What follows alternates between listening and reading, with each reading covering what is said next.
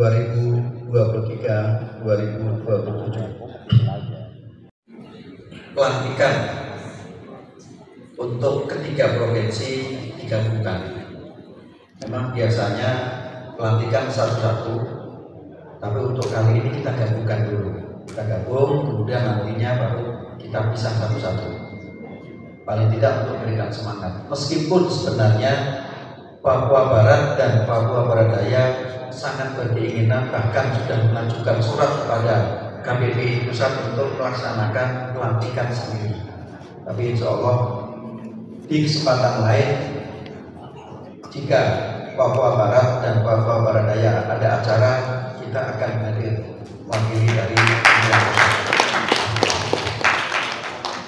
Dan satu hal yang menjadi kebanggaan bagi sahabat-sahabat semua KBBI Papua, baru kali ini acara pelantikan dihadiri oleh dua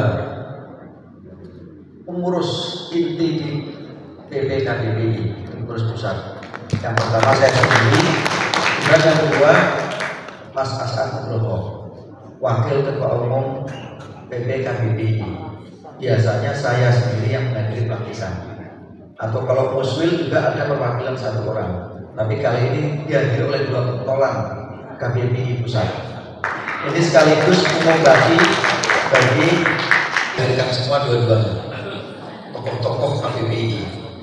Ini Mas Asad ini mantan Ketua PI Wilayah Jakarta Besar. Tadi dalam agenda, secara jujur saya katakan, baru kali ini acara pelantikan. Kebetulan saya pelantikan di beberapa wilayah, hampir semuanya. Baru kali ini saya pelantikan, kemudian yang baca Al-Quran itu sangat bagus. Biasanya di Jogja, tempat berdirinya PI, Jakarta Besar, tempat berdirinya PI, pas pelantikan yang baca Al-Quran juga biasa-biasa saja, lantunan biasa. Tapi lantunannya cukup menggetarkan hati.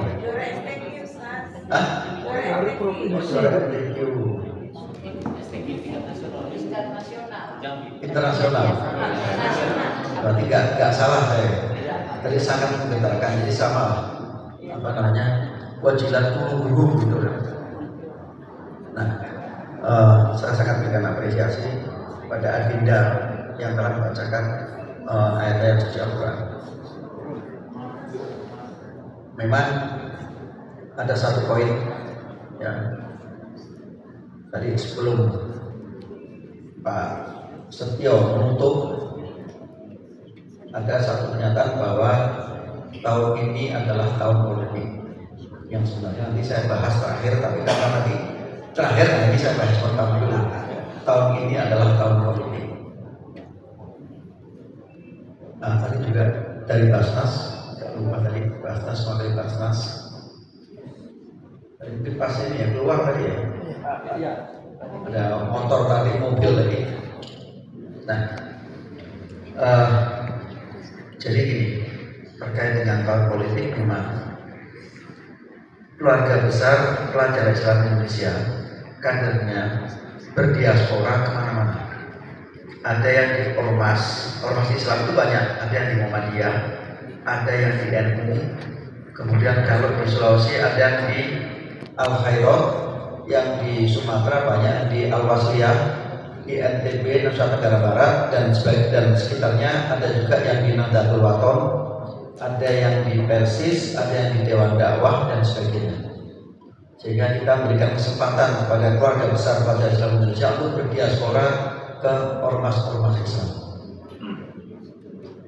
Yang di Asia juga ada. Kemudian yang di Muslimat juga ada. Kemudian di partai politik juga banyak. Bukan hanya di satu partai politik atau partai politik yang bernafaskan Islam, tapi partai politik yang bernafaskan nasionalis juga banyak. Ada yang di Golkar, ada yang di Gerindra, ada yang di PDIP, ada yang di PAN, PKS, P3. Ini ketua KBBI wilayah Papua Barat, P3, PKB komplit ada di mana. Bahkan di Perindo juga ada, PDI juga ada. Jadi ketua DPC PDIP Ciamis, tempatnya Kang Teddy ini ketua KBBI mana Papua, itu juga dari PI, ketua DPRD sekaligus. Nah, di arena politik keluarga besar PI juga ada di mana-mana. Sekjen Gerindra itu aktivis PI, Mas Muzani. Saya aktivis PI di wakil ketua PAN. Di PKS sekjen PKS juga aktivis PI. Di Golkar juga sama, PKB juga ada. Nah, kita sangat berharap di tahun politik ini keluarga besar PI tidak usah ribut. Jadi kalau di WA itu saling tarung, saling jelekan, saya pikir tidak perlu. Tadi saya baca, tadi saya lihat TV, saya lihat wah ini ada politisi muda, namanya Kaisang. Ya kan hari ribut, udah tiba-tiba Kaisang putar kemana-mana. Ini kan politisi paling muda, ketua partai politik paling muda. Bisa nggak kampanye? Cuma tadi saya lihat TV kan. Nah, kenapa?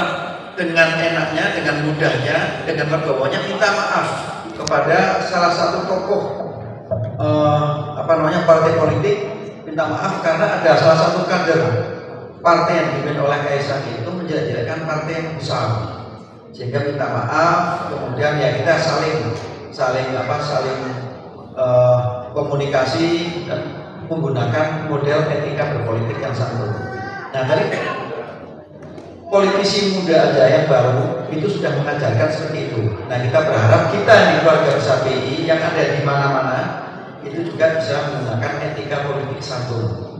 Biarkanlah teman-teman kita, sahabat-sahabat kita berjuang, berjihad di partai politik, tapi tetap menggunakan pola akhlakul karimah. Ini yang kita lakukan. Biasanya kalau di politik itu memang banyak variasi karena banyaknya partai politik. Nah, tapi agak berbeda dengan pencapresan. Kalau pencapresan 3, ya biasanya kan paling enggak 1 atau 2 atau 3. Nah, nanti terkait dengan politik, kemudian terkait dengan pencapresan, keluarga besar PI akan ada rakernas. Insya Allah kalau nggak bulan November, bulan Desember awal mungkin antara itu. Nah, biasanya kalau ada rakernas apapun, apalagi rakernas ormas Islam, rakernas ormas apapun, dilaksanakan menjelang pemilu dan menjelang pilpres, akan menjadi sorotan. Akan kemanakah organisasi ini? Nah, oleh karena itulah kita sangat berharap dalam rakernas nanti keluarga besar PI memegang teguh hitohnya untuk tetap menegakkan ukhuwah Islamnya dengan menjalankan nilai-nilai akhlakul karimah yang selama ini kita tegakkan. Nah, ini terkait dengan kondisi politik tadi, tahun-tahun politik. Jadi saya awali karena biasanya kalau kita bicara politik kita serius semuanya. Jadi kalau kita bicara politik ya udah kita bikin enteng semuanya. Nah, kemudian yang terkait dengan internal kita, memang urus wilayah keluarga besar PI Sulawesi Tengah, kemudian sebelumnya Sumatera Barat dan juga beberapa provinsi lainnya. Periode kedua saya ini memang kita mencoba untuk menggerakkan organisasi kita, bukan hanya organisasi kangen-kangenan seperti tadi kata sambutan Pak Gubernur. Jangan sampai keluarga besar PI ini hanya organisasi kangen-kangenan, tapi organisasi yang memiliki manfaat, memiliki fungsi bagi penegakan nilai-nilai keberagamaan kita. Nah, oleh karena itulah pada periode ini dan periode sebelumnya kita menggerakkan amal usaha yang ada di keluarga besar PI. Kita di periode ini sudah ada Lazisu, lembaga amil zakat Q-nya itu kemandirian umat. Jadi kalau di Muhammadiyah ada lazismu, di NU ada lazisnu, di PI bukan ikut-ikutan sebenarnya kan, ada lazisnu, lazis kemandirian umat. Yang alhamdulillah sudah masuk dalam Lasnas ada 39 di Kementerian Agama Pak ya. Nah itu KBBI lazis itu sudah masuk di situ, sehingga nantinya gerakan kita lebih luas. Di samping lazisku kita juga ada LBH Catur Bakti. LBH Catur Bakti yang sampai saat ini sudah memberikan banyak manfaat bagi rakyat masyarakat yang membutuhkan bantuan hukum, dan juga sekaligus menjadi ajang pelatihan bagi adik-adik kita di lazisku juga ada di berbagai provinsi. Mudah-mudahan nanti setelah pelantikan KBPI Papua bisa segera membentuk lazisku, kemudian LBH Catur Bakti, dan juga lembaga-lembaga lain. Ada koperasi kita ya, koperasi kita punya keluarga besar PI yang sekarang punya bidang daerah beda, dan juga nanti lembaga-lembaga lainnya. Kalau di Sulawesi Selatan, ya ini tempatnya Pak Sekretaris KBPI Papua, itu ada sekolah boarding school. Saya Yusuf punya keluarga besar PI. Selama ini kita banggakan, tapi semalam saya dapat kritik dari mantan ketua PBBI Sulawesi Selatan bahwa sekolah itu ternyata belum banyak mengakomodir kegiatan PI. Nah, nanti kita coba sampaikan kepada pengurus sekolah boarding school sehingga bisa mengakomodir kegiatan PI. Kemudian juga di Lamongan kita punya SD, SMP, SMA. Kemudian di Kediri kita punya SD, SMP, SMA. Di Riau kita punya pondok pesantren yang siswanya kurang lebih 1.100-an keluarga besar PI. Kemudian di Padang kita juga punya pondok pesantren. Nah, di Sumatera Utara sedang dibangun sekolah keluarga besar PI. Nah, kita akan coba untuk menggiatkan, karena kita punya prinsip bahwa organisasi tanpa ada amal usaha suatu saat akan ditelan oleh ini. Nah, berdasarkan itulah kemudian kita berupaya sekarang membuat program-program untuk menggerakkan amal usaha. Ini yang menjadi PR kita. Nah, oleh karena itulah terkait dengan keluarga besar PI Papua Barat dan Papua Barat Daya, kita sangat berharap pasca pelantikan paling tidak ada program prioritas, program kerja utama. Jadi kalau di Jawa Tengah KBBI-nya enteng-entengan, program utamanya adalah mencari kuliah. Kita punya kerjasama dengan Universitas Islam Sultan Agung. Siapapun yang masuk ke sana, kita ada kerjasama beasiswa. Jadi ada beasiswa prestasi, beasiswa organisasi, beasiswa prestasi, dan beasiswa mahasiswa kepemimpinan. Nah, kita dapat beasiswa itu. Tapi ada juga KBBI yang prioritasnya pendidikan, jadi tadi Sulawesi Selatan. Ada juga KBBI yang sekarang memprioritaskan untuk penggerakan model pelatihan. Nah, ini sedang dijalankan di Jogja dan Jawa Barat. Nah, ini mudah-mudahan nanti keluarga besar PI Papua, kemudian juga Papua Barat dan Papua Daya punya karakteristik sendiri dengan kearifan lokal. Apa yang akan dijadikan prioritas program? Nggak perlu muluk-muluk. Kalau butuh punya kesiapan untuk mendirikan lembaga pendidikan, insya Allah nanti dari pusat melalui laziskunya juga bisa menggerakkan masyarakat yang dari Jakarta untuk memberikan bantuan kepada pendirian lembaga pendidikan yang ada di Papua. Meskipun kita tahu sebenarnya Papua ini sangat kaya, ya Pak ya. Provinsi Papua ini provinsi yang sangat kaya sebenarnya. Tadi kalau lihat cuaca, Papua ini nggak kenal cuaca. Jadi kalau di Jawa ini sekarang kering, nah Papua nggak kenal musim kering. Kalau di Jawa itu banjir, Papua nggak kenal musim banjir bandang. Jadi hijau royo-royo, lagunya plus itu ada di Papua semua sebenarnya. Bukan lautan, hanya kolam susu. Jadi kan semua ada di Papua. Kita melempar apa aja di Papua jadi. apalagi kalau kita menggali di dalamnya. Mungkin Jawa jauh kalah, sumber daya alam. Sulawesi kalah. Kalimantan yang sekarang ramai batu bara juga saya yakin masih kalah dengan Papua. Papua masih diam-diam ini kan, baru satu buka Freeport aja udah menggelegar seluruh ujung dunia. Ini baru satu, belum yang lain. Dan saya yakin kayaknya Papua ini penuh dengan sumber daya alam, mungkin emas, ya Pak.